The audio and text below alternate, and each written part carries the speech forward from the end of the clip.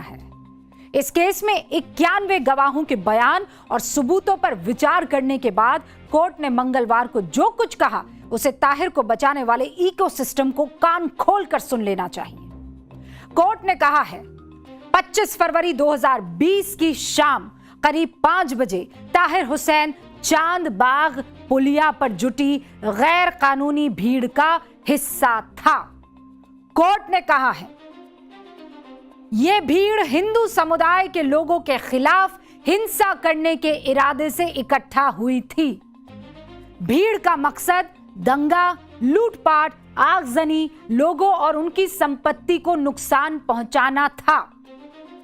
चांद बाग पुलिया पर जुटी भीड़ हथियारों से लैस थी। इसी भीड़ ने आईबी कर्मचारी अंकित शर्मा को घेर लिया।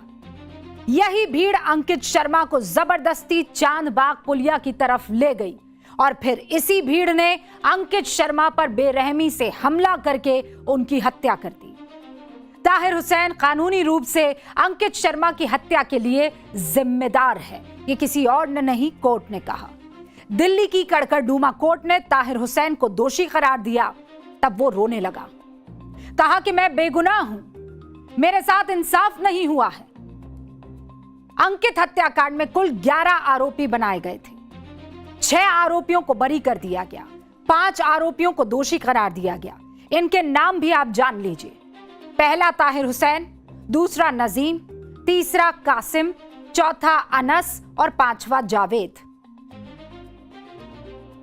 ये वो सारे लोग हैं जो दोषी करार दिए गए। कोर्ट के फैसले के बाद सुनिए दिल्ली पुलिस के जॉइंट सीपी ने क्या कहा। आम आदमी पार्टी के जो पार्षद हैं ताहिर हुसैन, उनको भी हत्या में और किडनैपिंग अबडक्शन जो है 365 की जो धारा है उसमें दोषी पाया गया है। अब हम कोर्ट में आगे भी पैरवी करेंगे ताकि इनको ज़्यादा से ज़्यादा सजा दिलवाई जा सके। ये केस हमारे लिए प्रायोरिटी का एक केस रहा है अभी तक। जॉइंट सीपी सुरेंद्र कुमार जो बात कह रहे हैं कि हमारी प्रायोरिटी है। जब ये दंगे हो रहे थे तो एक मीडिया कर्मी की भी यही प्रायोरिटी थी और एक मीडिया संस्था की भी यही प्रायोरिटी थी कि जो उसे दिख रहा है वो दिखाया जाए।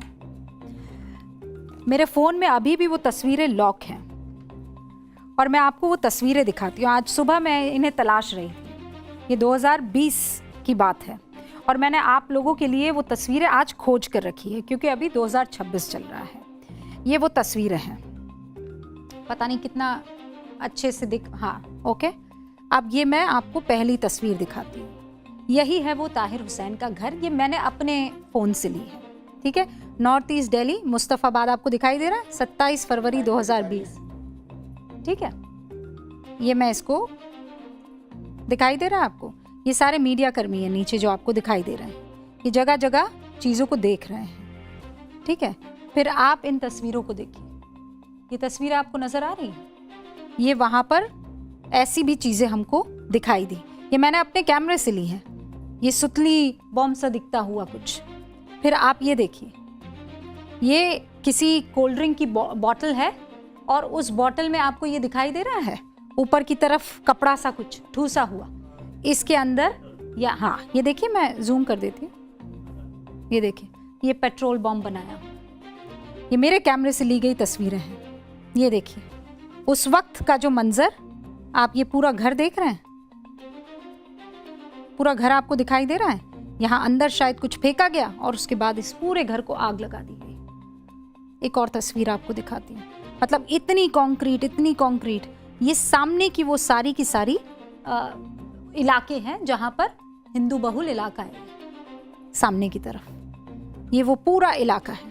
आप देखिए किस तरीके का मंजर था। ये पूरा घर जला हुआ है, ठीक है।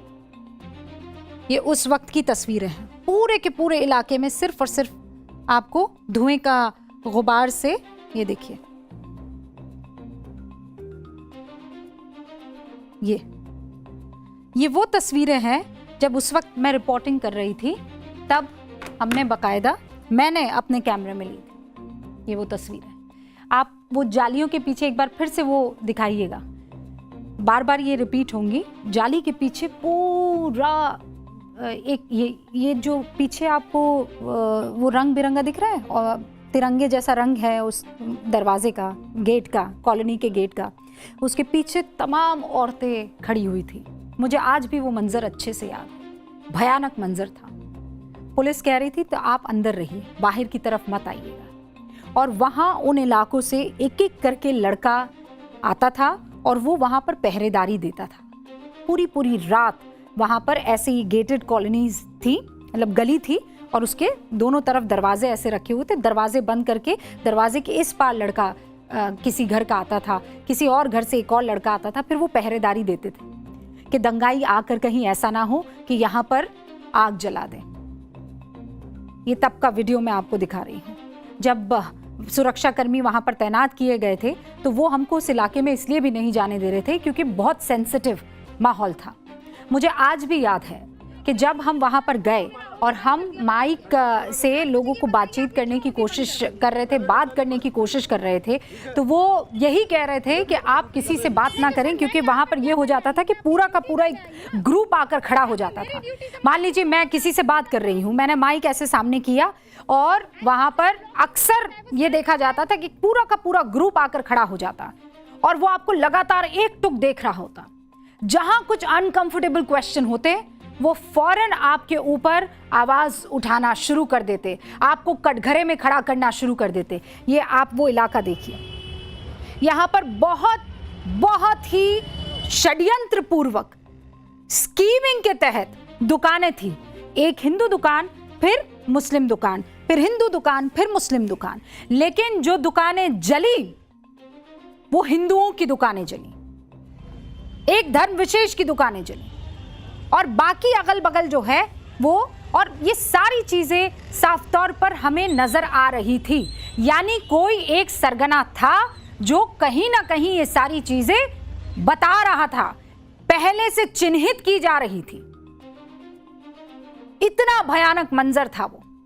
और लोग फिर बाहर आकर ये देखिए इस तरीके से, अगले दिन जब थोड़ा सा मामला शांत हुआ तो लोग आकर देखने लगे कि क्या हो रहा है, किस तरीके से हो रहा है, कौन है, किसने दंगा किया है। जो आपसी भाईचारे को नजर लगाती हुई तस्वीर थी वो हमने अपनी आंखों से देखी है।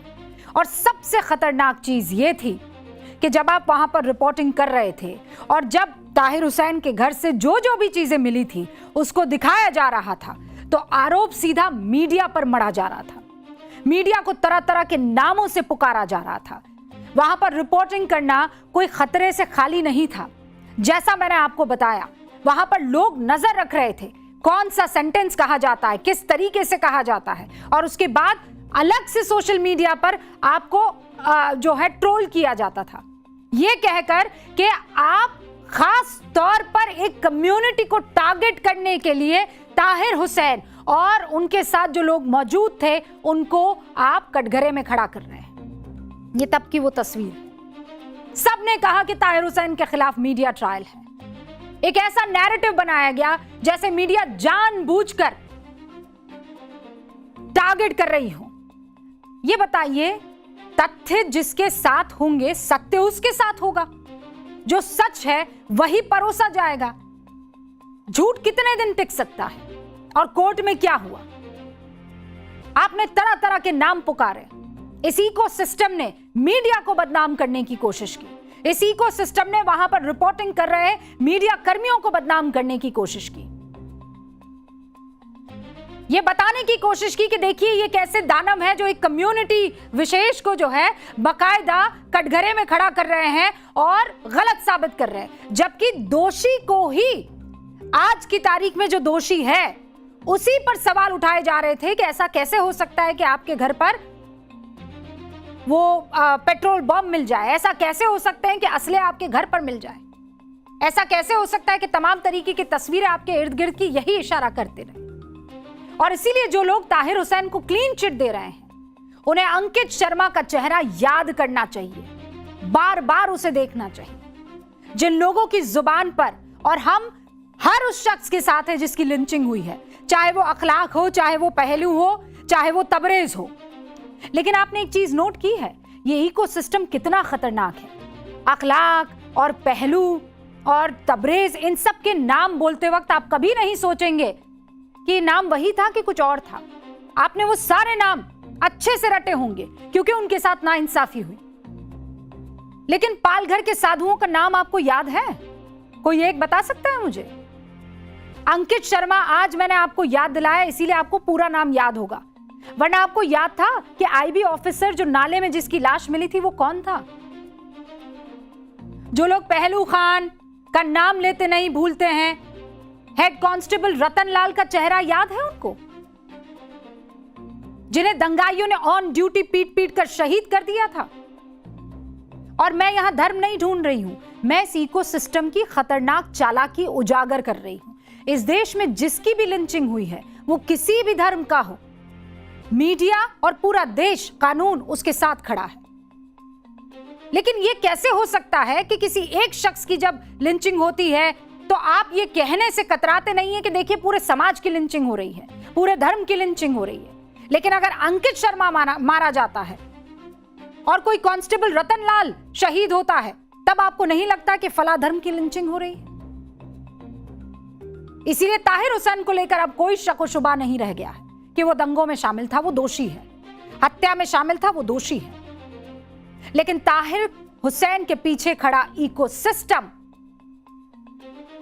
जो उसे बचा रहा था, जो आज भी एक्टिव है, ताहिर हुसैन को हत्या का दोषी करार दिए जाने के बाद ये इकोसिस्टम कैसे कुलबुलाने लगा है।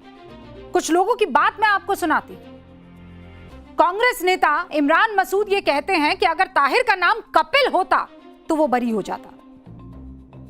एनसीपी शरद पवार पार्टी के नेता नसीम सिद्दीकी कहते हैं कि ताहिर हुसैन का नाम आनंद मोहन या राम प्रसाद होता तो शायद उसे दोषी नहीं ठहराया जाता। आप नेता आयतुल्ला खान कहते हैं कि ताहिर हुसैन को दिल्ली दंगों में दोषी करार दिए जाने पर मैं बहुत दुखी हूं। लेकिन इन सभी नेताओं में से क्या किसी ने अंकित शर्मा की हत्या पर जुबान खोली? क्या किसी ने कहा कि अंकित शर्मा का नाम ताहिर होता तो शायद उसकी जान बच जाती? क्या किसी ने कहा कि अंकित शर्मा का नाम मोहम्मद अजमल होता तो दंगाई भीड़ उसकी जान बख्श देती? क्या उस वक्त किसी ने यह कहा कि अंकित शर्मा की हत्या का उन्हें बहुत गहरा सदमा लगा है? मैं इन नेताओं से पूछना चाहती हूं, अगर नहीं कहा तो अब क्यों? ये सेलेक्टिव पॉलिटिक्स क्यों? ये खतरनाक नफरती नैरेटिव गढ़ने की कोशिश अब क्यों?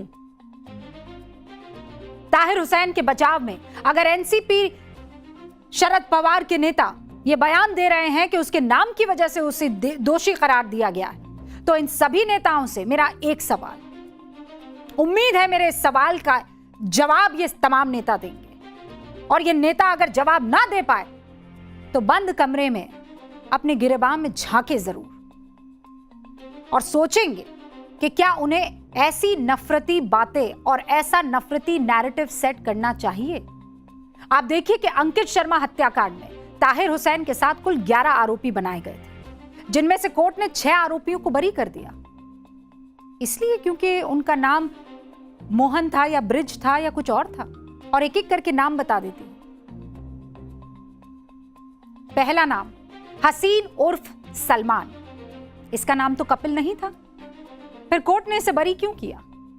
दूसरा नाम समीर खान, इसका नाम तो आनंद मोहन नहीं था, तो फिर इसे कोर्ट ने कैसे बरी किया? तीसरा नाम फिरोज, इसका नाम भी राम प्रसाद नहीं था, तो इसको कोर्ट ने कैसे छोड़ दिया? कैसे? गोपाल नहीं था, आलम था इसका नाम, कैसे छोड़ दिया? गुलफाम का नाम शुभम नहीं था, कैसे छोड़ दिया? इसके हाथों की हथकड़ी कैसे खुल गई? और छठा नाम मुंतजिम उर्फ मूसा, इसका नाम भी मनोज नहीं था, तो फिर इसे भी ताहिर की तरह दोषी क्यों नहीं ठहराया गया?